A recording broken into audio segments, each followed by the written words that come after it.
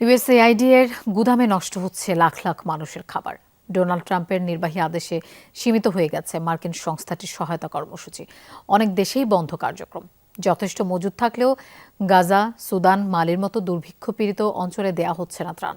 মেয়াদ পেরিয়ে যাওয়ায় ধ্বংস করে ফেলতে হচ্ছে গুদামে পড়ে থাকা হাজার হাজার মেট্রিক টন খাদ্যপণ্য। ব্যবহার করা হচ্ছে পশুর খাবার হিসেবেও।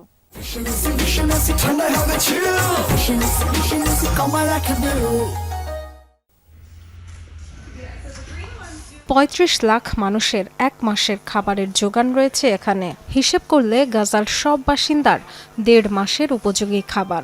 এত মজুদের পরও কারো মুখের অন্ন হবে না এগুলো।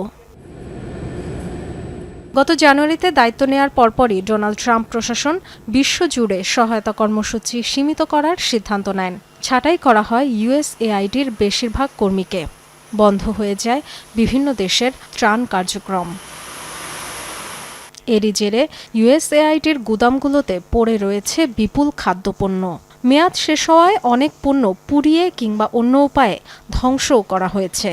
কিছু আবার ব্যবহার করা হয়েছে পশুর খাবার হিসেবে।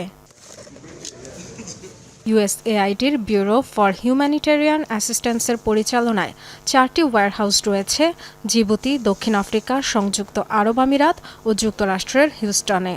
সংশ্লিষ্ট কর্মকর্তারা জানিয়েছেন ৬০ থেকে ৬৬ হাজার মেট্রিক টন খাদ্যপণ্য মজুদ রয়েছে এগুলোয়, যার মধ্যে আছে হাই এনার্জি বিস্কুট, উদ্ভিজ্জ তেল ও পুষ্টিকর শস্য, যার বাজার মূল্য $৯.৮০ লাখ। যখন খাদ্য সহায়তা বন্ধ হয়ে গেল, আমার বাচ্চা অসুস্থ হয়ে পড়ল এবং মারা গেল। আরেক সন্তানের স্বাস্থ্য নিয়েও চিন্তিত। আমরা এত গরিব যে বাচ্চার প্রয়োজনীয় পুষ্টির যোগান দিতে পারি না। বিশ্ব খাদ্য কর্মসূচি WFPর তথ্য অনুযায়ী বিশ্বজুড়ে খাদ্য নিরাপত্তাহীনতায় ভুগছে ৩৪ কোটি ৩০ লাখ মানুষ। এদের মধ্যে দুর্ভিক্ষের মুখোমুখি ১৯ লাখ। সবচেয়ে বিপর্যস্ত পরিস্থিতি গাজা ও সুদানে। দক্ষিণ সুদান, হাইতি এবং মালিও আছে তালিকার শীর্ষে।